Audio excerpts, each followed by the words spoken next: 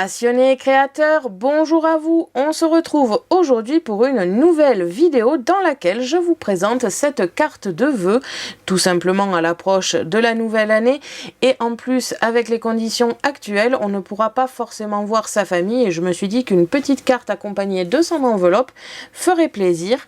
Donc on a une carte assez simple ici, découpée en 3 morceaux au niveau de la base avec un papier calque et du foil. Et à l'intérieur, une décoration très simpliste, mais très sympathique pour autant. Et bien évidemment, accompagnée de son enveloppe, fait à la Scan & Cut elle aussi. Et bien évidemment, vous aurez le modèle gratuitement sur le blog. On se retrouve donc pour le matériel et le tutoriel.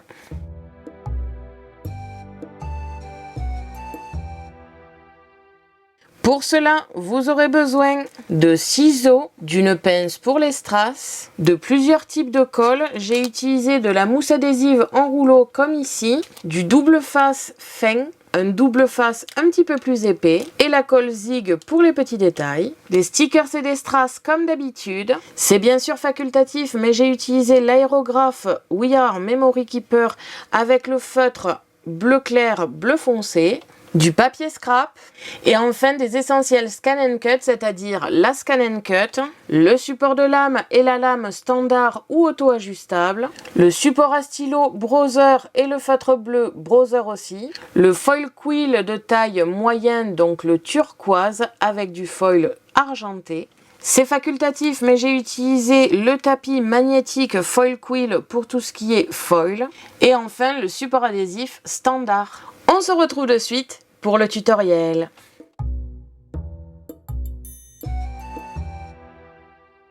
On se retrouve comme d'habitude sur Canva Workspace, le programme de la Scan & Cut, pour analyser les fichiers qui vont concerner un petit peu la création d'aujourd'hui. Comme vous pouvez le voir, on va s'attaquer en premier à une enveloppe, l'enveloppe qui ira avec la carte de vœux.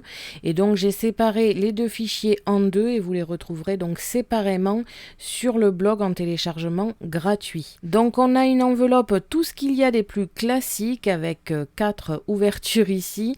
La seule chose, c'est que c'est en gros une enveloppe box, c'est-à-dire qu'il y a de l'épaisseur, comme vous pouvez le voir au trait de pliage qu'il y a juste ici, et ça permettra de mettre des strass et des stickers un petit peu épais sans gêner pour autant dans l'enveloppe. Et je vais d'ailleurs commencer par ce fichier quand on sera sur la Scan & Cut. Comme il n'y a qu'un seul modèle sur ce fichier-là, c'est beaucoup plus rapide et comme ça après je pourrai me concentrer sur la carte. Le second fichier d'aujourd'hui, c'est la carte en elle-même. Donc on a plusieurs éléments, à commencer ici par la base, enfin plus exactement une partie de la base.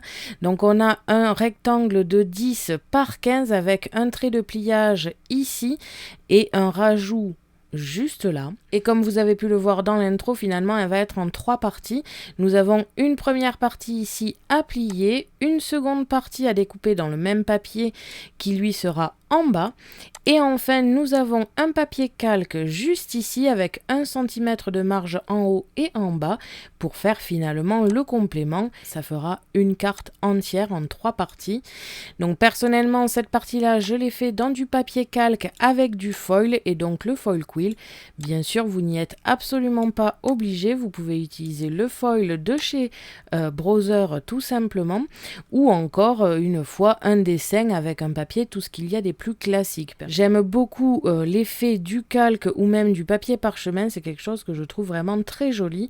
Là pour le coup j'ai préféré le calque parce que plus fin et donc on verra bien la décoration qui se trouvera derrière. Sur toute cette décoration on va avoir ici le 2021 de coller et enfin le joyeux Noël et bonne année qui se trouvera dessus.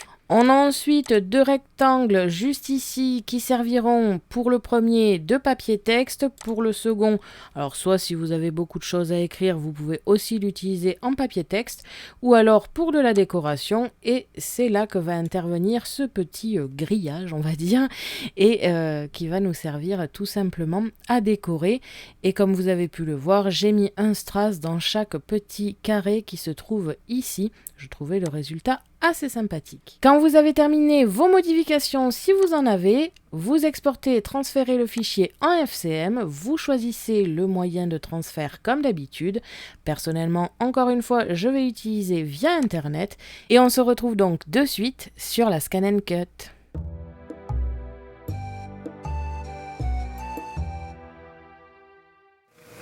On se retrouve donc sur la Scan & Cut. Je vais aller dans récupération de données via le Wi-Fi tout simplement. Je vais donc commencer par l'enveloppe parce qu'il n'y a qu'un seul fichier qu'un seul modèle sur le fichier. Et ensuite, je vais m'attaquer à la carte.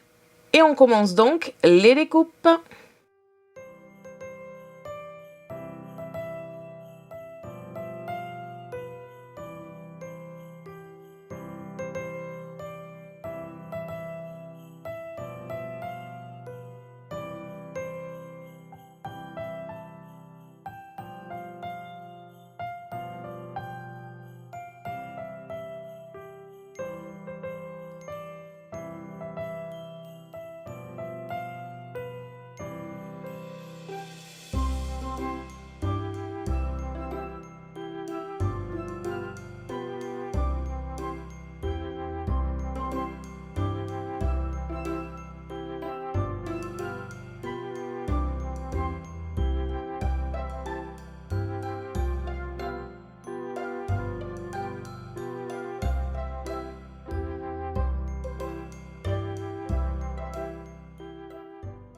Quand vous avez terminé toutes vos découpes, on va pouvoir passer au montage et à la décoration.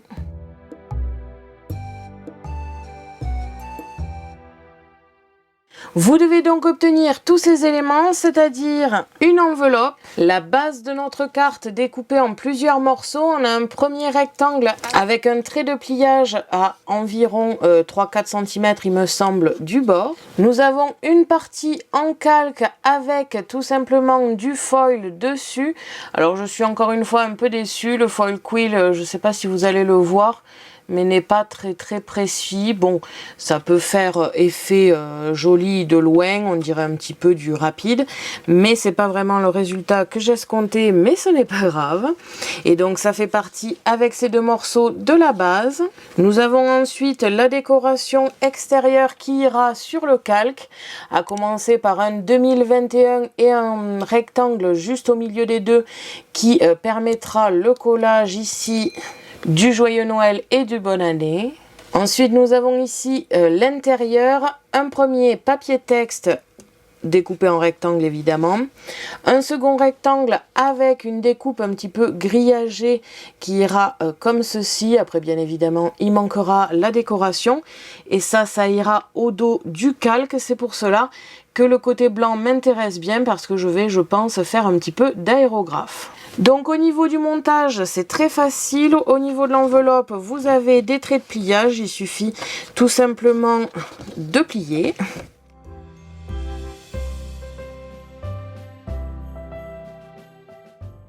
Comme ceci, donc j'ai réalisé l'enveloppe avec de l'épaisseur, vu que je pense que je vais mettre des strass, des stickers et donc de l'épaisseur ici. Donc je voulais que l'enveloppe intègre bien la carte à l'intérieur.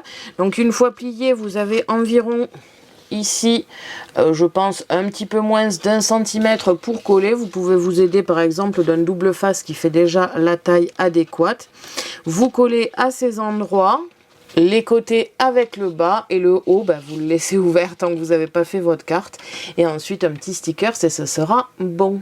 Donc pour l'instant je la mets de côté car il ne manque plus que le collage. Pour ici le papier texte, on peut directement le coller, ça n'a pas d'importance. Je ne mets pas d'épaisseur sur le papier texte parce que tout simplement je vais écrire dessus et je veux que ce soit assez confortable.